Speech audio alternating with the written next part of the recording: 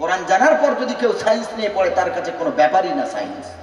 সব কিছু আল্লাহ কোরআনে বর্ণনা করে দিয়েছেন। জোরে বলেন সুবহানাল্লাহ। আল্লাহ রাব্বুল আলামিনের পরে বলেন, আমি আল্লাহ পাহাড়কে দিতে চাইলাম, আসমানকে কোরআন দিতে চাইলাম, জমিনকে দিতে চাইলাম, সব বলে না আল্লাহ আমাদের পাওয়ার নাই, ক্ষমতা নাই এর ভার বহন করার। এরপর আল্লাহ তাআলা বলেন, ওয়া হামালাল ইনসান, তোরা যখন নিবি না আমি আল্লাহ দয়া করে আমার বান্দার উপরে দিয়ে দিলাম। জোরে বলেন না সুবহানাল্লাহ। আল্লাহ রাব্বুল আলামিন আসমান বানালেন, পাহাড় বানালেন, জমিন বানালেন। জমিনটা বানিয়ে আল্লাহ পানির উপরে ছেড়ে দিলেন। জমিন টলমল করতেছে। আল্লাহ তাআলা জমিনের টলমলানিকে বন্ধ করার জন্য, জমিনের ভাইব্রেশন বন্ধ করার জন্য আল্লাহ তাআলা পাহাড়গুলিকে জমিনে গেড়ে দিলেন। আল্লাহ রাব্বুল আলামিন বলেন, ওয়াল জিবালা আওতাদা, আল্লাহ তাআলা বলেন পাহাড়গুলিকে আমি আল্লাহ পেরেকের মতো আমি আল্লাহ জমিনে গেড়ে দিয়েছি। ওই পাহাড়গুলোকে যখন আল্লাহ জমিনে পুঁতে দিলে জমিন আর নড়তে পারে না, আমরা ভালোভাবে বসবাস করতে পারি আলহামদুলিল্লাহ। পরে জমিন যদি নড়তো, জমিন যদি নড়াচড়া করতো, আমরা কি একভাবে থাকতে পারতাম? জোরে বলে আল্লাহর জন্য জমিনকে স্থিরতা দান করেছেন। সুবহানাল্লাহ সুবহানাল্লাহ।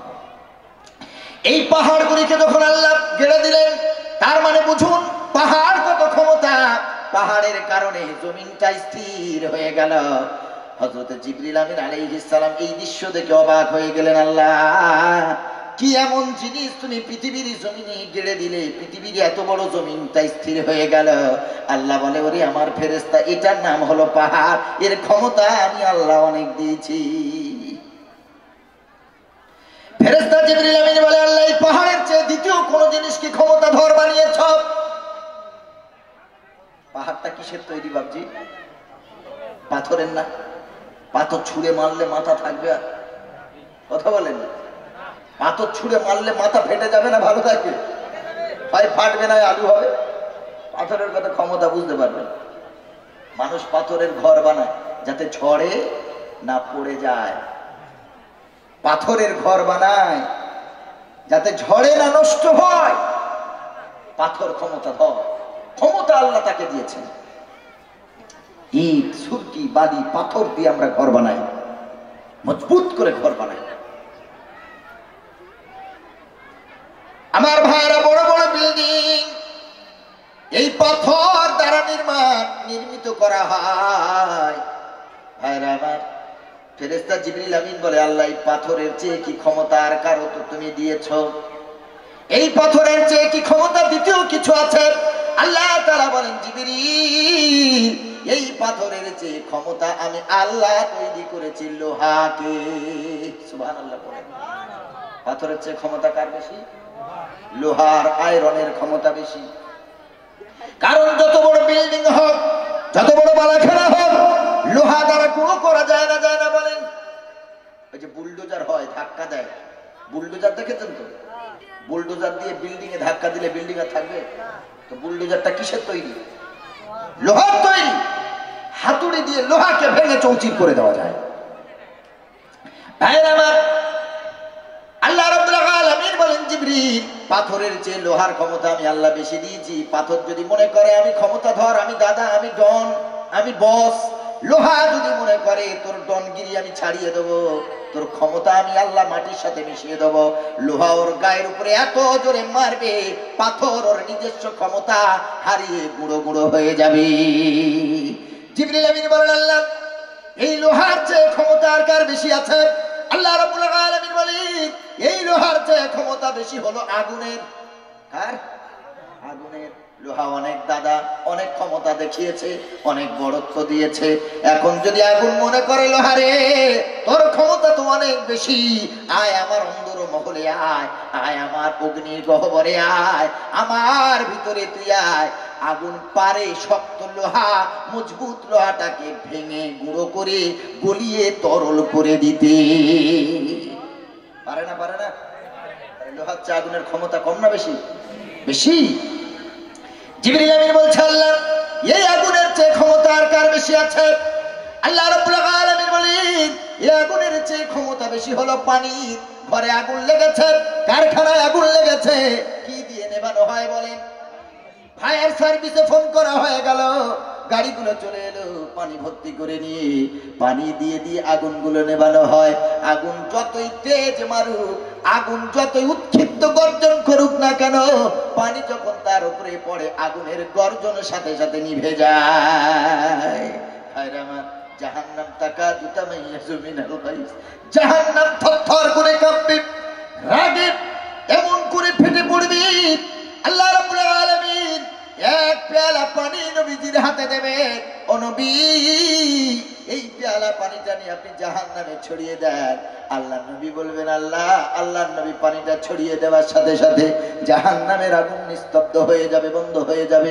আল্লাহর নবী বলবেন আল্লাহ এটা কোন জায়গার পানি, কোন নদীর পানি, কুয়ার পানি, কোন টিউবওয়েলের পানি গো আল্লাহ? আমার আল্লাহ বলবেন নবী এটা পৃথিবীর কোন নদীর পানি না, পৃথিবীর কোন সাগরের পানি না, পৃথিবীর কোন কুয়ার পানি না, এটা হলো আমার গুনাহগার বান্দার তওবা করা গুনার চোখের পানি। ও নবী আমি আল্লাহ ওদের চোখের পানিটাকে নিয়ে রেখে দিয়েছিলাম, ওই চোখের পানিতে আমি আল্লাহ এমন ক্ষমতা দিয়েছি জাহান্নামের আগুন বন্ধ হয়েছে। হায়রামা পানি পারে আগুনকে নিভিয়ে দিতে। এরপর ফেরেশতা বলল আল্লাহ এই পানির চেয়ে ক্ষমতা আর কার বেশি গো? এরপরে আল্লাহ তাআলা বলছেন বান্দা ও আমার ফেরেশতা এই পানির চেয়ে ক্ষমতা বেশি হলো হাওয়া। পানির চেয়ে ক্ষমতা কার বেশি? কার বেশি জোরে বলে?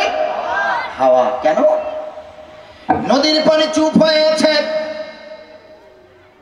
নদীতে সমুদ্রে মৎস্যজীবীরা চলে গেছে জাহাজ নিয়ে। আবহাওয়া দপ্তর থেকে খবর এসেছে অমুক তারিখে অমুক সময়ে এত কিলোমিটার বেগে ঝড় উঠবে। যারা তোমরা এমন করে নদীতে আছো, মৎস্যজীবী যারা আছো সব কিনারায় চলে এসো, নোঙ্গর করো। তা যদি না আসো তাহলে ঝড়ের কবলে পড়ে তোমরা ডুবে যেতে পারো, কারণ পানি স্থির থাকবে। হাওয়া যদি মনে করে আমি পানির গায়ের উপরে এমন করে ঝাঁপ দেব, পানির উপরে আছাড় খেয়ে পড়বো, পানি যদি চুপচাপ থাকে আর হাওয়া যদি মনে করে তোকে চুপ থাকতে দেব না, ওই হাওয়া পানির উপরে এমন প্রবল বেগে ধাক্কা মারবে, পানির উচ্ছ্বাস বেড়ে যাবে, তরঙ্গ বেড়ে যাবে, পানির ঢেউ বেড়ে যাবে। যায় না? যায় না বলে? এই জন্য পানির চেয়ে হাওয়ার ক্ষমতা বেশি। এরপরে জিবরিল আমিন বলছেন আল্লাহ এই হাওয়ার চেয়ে ক্ষমতা আর কার বেশি? আল্লাহ তাআলা বলেন এই হাওয়ার চেয়ে আসমানের ক্ষমতা বেশি। সুবহানাল্লাহ পড়েন। কারণ এই পৃথিবী থেকে কয়েক কিলোমিটার হাওয়া বয়, এই কয়েক কিলোমিটার যাওয়ার পরে আর হাওয়া নাই। যারা প্লেনে চড়েছেন, যারা প্লেন চড়েছেন যত উপরে যাবে দমটা ভারী হয়ে আসে, কানটা যেন ভারী হয়ে যায়, অক্সিজেনের ঘাটতি হয়। এই জন্য যারা এয়ার হোস্টেজ আছে তারা বারবার বলে দেয়, তারা বারবার সতর্ক করে তোমাদের মাথা বরাবর উপরে অক্সিজেন একটা মাস্ক আছে, যদি তোমাদের অক্সিজেনের অভাব হয় ওই অক্সিজেন মাস্কটা নাকে পরে নিও, কারণ এখানে আছে অক্সিজেন, এখানে আমরা বসবাস করি, অক্সিজেনের প্রয়োজন, হাওয়ার প্রয়োজন, পানির প্রয়োজন ওখানে নয়।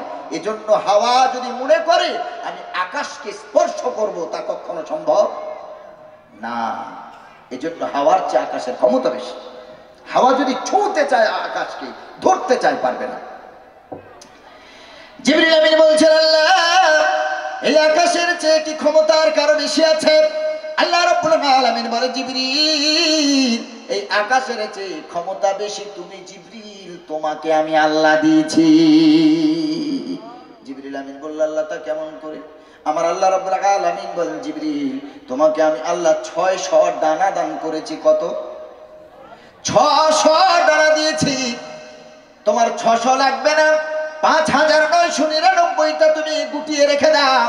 একটা ডানা দিয়ে যদি তুমি আসমানগুলোকে ঝাপটা দাও, ধাক্কা দাও, তোমার একটা ডানার আঘাতে 7 আসমান চূর্ণ বিচূর্ণ হয়ে যেতে পারে। হযরত জিবরিল আমিন মনে করছেন তাহলে আমার ক্ষমতা বেশি, মাথাটা নিচু করে আছেন। কোন সে কিতাবে, কোন কিতাব থেকে বলছি? কে সেজন দয়াময়, কে সেজন দয়াময়, যার গড়া নিখিল ভুবন, কে রচিল রবি শশী তারা অগণন।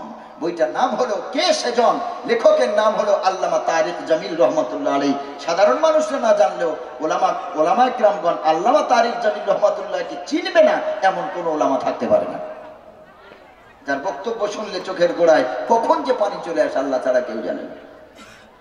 কে সেজন বড় করে লেখা, শেষে একটা কোশ্চেন মার্ক করা আছে, তার নিচে ছোট্ট করে লেখা আছে কে সেজনটা বড়, দয়াময় যার গড়া নিখিল ভুবন, কে রচিল রবি শশী তারা অগণন, ওটা নিচে ছোট্ট করে লেখা আছে। বইটা পড়বেন, বইয়ের ভিতরে আল্লামা তারিক জামিল রহমাতুল্লাহ আলাইহি কোরআন যে শ্রেষ্ঠ, কোরআনের হাফেজরা যে শ্রেষ্ঠ, এটাকে প্রমাণ করিয়েছে। জোরে বলেন সুবহানাল্লাহ।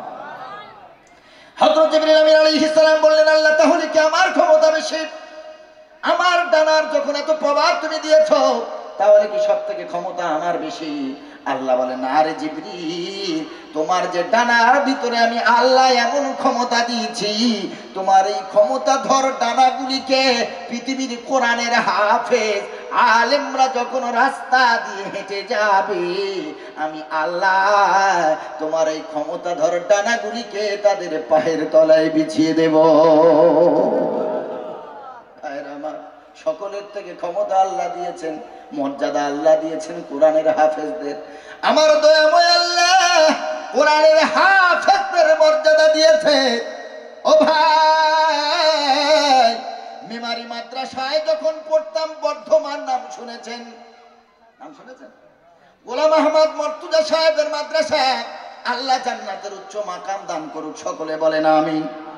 আমাদের একজন ওস্তাদ ছিলেন, খুব মোটা সোটা মানুষ, খুব মোটা সোটা মানুষ।